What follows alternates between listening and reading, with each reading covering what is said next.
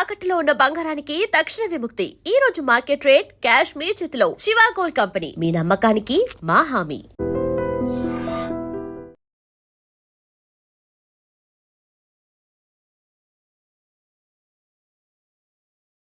అయితే మనం ఇంతకు ముందర మాట్లాడుకున్నట్టుగానే బల్కంపేట ఎల్లమ్మ ఆలయం సుమారు 700 సంవత్సరాల విశిష్టత కలిగిన ఆలయం. ముందుగా ఎల్లమ్మ అమ్మవారిని ఒక బావిలో గుర్తించడం జరిగింది. అది జరిగి 700 సంవత్సరాలు అవుతుంది. అయితే ఇప్పుడు ఉన్న ఈ ప్రాంతం బల్కంపేట ప్రాంతం అంతా కూడా అప్పట్లో బెహలూఖాన్ గూడ అని చెప్పి పిలుచుకునేవారు. ఈ బెహలూఖాన్ గూడ ఈ ప్రాంతాన్ని మామూలుగా అంటే ఈ ప్రాంతంలో ఉన్న ఒక వ్యక్తి తన వ్యవసాయ పొలంలో ఒక బావి తవ్వుతుండగా అతనికి అమ్మవారి ప్రతిరూపంతో కూడి ఉన్నటువంటి ఒక బండరాయి అనేది అతనికి కనిపించడం జరిగింది.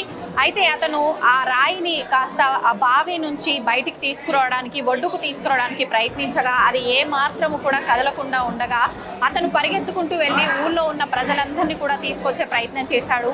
ఎంతమంది దాన్ని కదిలించాలని చూసినా, అమ్మవారి విగ్రహాన్ని కదిలించాలని చూసినా కూడా ఆ విగ్రహం కదలకపోవడంతో అనుకున్నారు అమ్మవారు ఇక్కడ నుంచే పూజలు అందుకోవాలని ఆమె యొక్క అభీష్టం అయి ఉండవచ్చు, మనం ఎవరం ఇక్కడ నుంచి అమ్మవారిని తీయటానికి అని చెప్పి గ్రామస్తులంతా అనుకొని శివసత్తులు ఈ విషయాన్ని తెలియజేయడంతో ఇంకా ఇక్కడే అంటే బావిలో అమ్మవారు బావి పైనుంచి ప్రతి ఒక్కరు కూడా దర్శనం చేసుకుంటూ అలా క్రమంగా అమ్మవారికి పూజలు అవన్నీ కూడా జరుగుతూ ఉండేవి.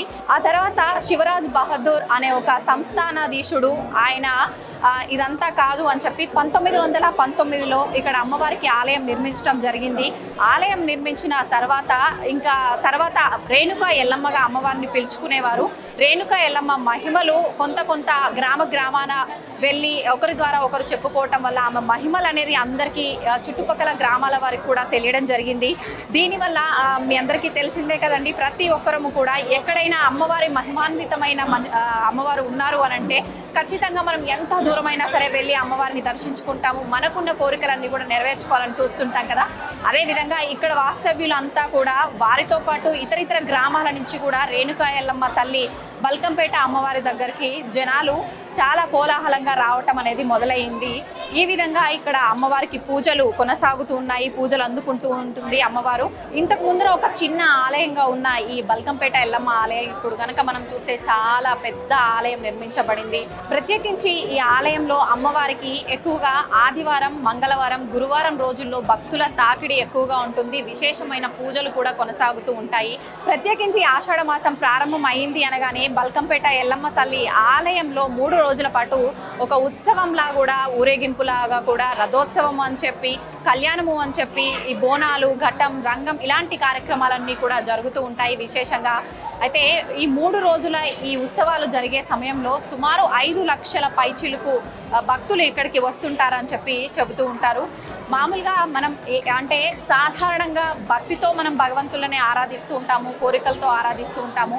ఎటువంటి కోరికైనా కూడా స్వయంభుగా వెలిసిన రేణుకా ఎల్లమ్మ తల్లి కావున మనందరి కోరికలు కూడా నెరవేరుస్తుంది అని చెప్పి, ఆ అమ్మ అనుగ్రహం అందరిపైన ఉంటుందని చెప్పి భక్తుల నమ్మకం.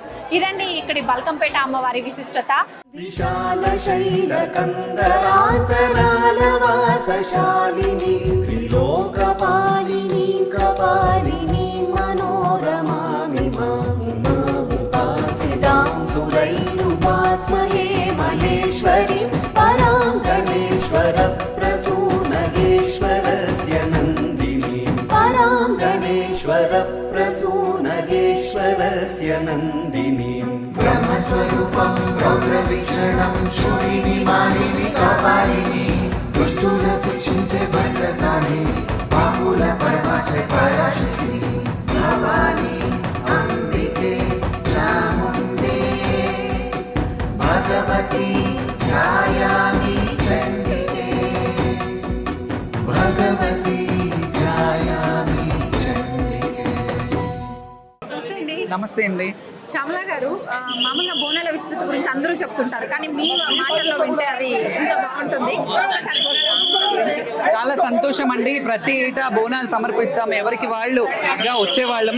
ఈ సంవత్సరం బల్కంపేట ఎల్లమ్మ కళ్యాణోత్సవానికి సామూహికంగా అందరం కలిసికట్టుగా అమ్మవారికి బోనాలు సమర్పించడం జరిగింది. చాలా సంతోషంగా ఉంది, ఎందుకంటే ఈ ప్రథ ఇలా కొనసాగుతుంది.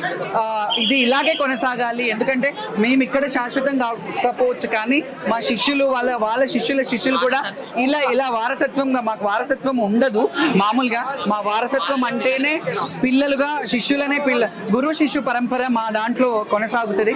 కాబట్టి ఈ సంవత్సరం అందరం సామూహికంగా బోనాలు సమర్పించడం చాలా ఆనందకరంగా ఉంది. దానికి ప్రత్యేకంగా నోడల్ ఆఫీసర్ గారు అన్నపూర్ణ గారు ఎంతో వ్యయ ప్రయాసాలతో అందరినీ సామూహికంగా ఒక్క దాటి మీద తీసుకురావాలని ఆవిడ ప్రయత్నం ప్రశంసనీయం. ఎందుకంటే ఎప్పుడూ కూడా కనివిని ఎరుగని రీతిలో మేము మమ్మల్ని అందరినీ ఒక్క దాటిలో చూసుంటారు. మీరు అందరం ఒకే వేదిక మీద ఉన్నాము, ఒకే ప్లేస్లో ఉన్నాము. చాలా సంతోషంగా ఉంది. అలాగే ఇలా ఏర్పాట్లు చేసినందుకు, ఒక స్పెషల్ ఆఫీసర్ని కేటాయించినందుకు ముందుగా ముఖ్యమంత్రి గారు రేవంత్ రెడ్డి గారికి, కొండా సురేఖ గారికి, అలాగే సిటీ మినిస్టర్ పొన్నం ప్రభాకర్ గారికి, అందరికీ కూడా, అలాగే లోకల్ ఎమ్మెల్యే గారు తలసాని శ్రీనివాస్ యాదవ్ గారికి కానీ, ఇంకా కూడా ముఖ్యంగా ఇవన్నిట్లో కూడా మెయిన్ పాత్ర పోషించింది ప్రిన్సిపల్ సెక్రటరీ శైలజ రామయ్య గారు. ఆవిడ చిత్తశుద్ధితో జోగినీలకు ఏం కావాలి, శివశక్తులకు ఏం కావాలి అని ఒక 4 మీటింగ్లకు మమ్మల్ని పిలిపించి, మీకు ఏం చేస్తే బాగుంటుంది, మీరు మాకు చెప్పండి, మీ సలహాలు ఇవ్వండి అని చెప్పి మమ్మల్ని పిలిపించడం, ఈరోజు వాళ్ళని బాగా చూసుకోండి అని చెప్పి మాకు ఆచారాలు, పసుపు కుంకుమలతో గౌరవాన్ని ఇచ్చారు. దీనికి మాత్రం చాలా కృతజ్ఞతతో ఉంటాము. ప్రభుత్వం ఇలాగే వాళ్ళు ఎప్పుడు మాట నిలబెట్టుకోవాలంటే మా కమిటీ వేస్తానన్నారు. ఆ కమిటీ వేసి తొందరలో మా అందరినీ ఒక దాటి మీద అందరికీ ఒక్కొక్క పాత్రలో ఇస్తే చాలా బాగుంటుంది. ఇంకా నెక్స్ట్ ఇయర్ ఇలాగే కొనసాగుతుంది.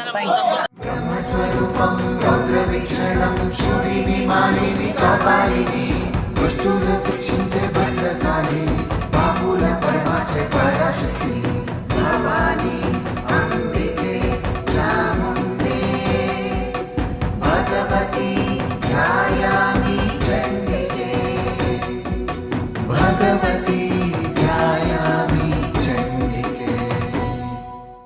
నిజంగా అమ్మవారిని చూస్తుంటే చూడటానికి 2 కళ్ళు సరిపోవట్లేదు కదా అన్నట్టుగా అనిపించిందండి నాకైతే. నాకు తెలిసి మీ అందరికీ కూడా అలాగే అనిపించుంటుంది. నిజంగా అమ్మవారు ఎంత అద్భుతంగా, ఎంత సుందరంగా ఉన్నారో, అయితే అమ్మవారు ఎంత అందంగా ఉన్నారో ఇక్కడ మహిమ కూడా అంతే విధంగా ఉంటుందండి.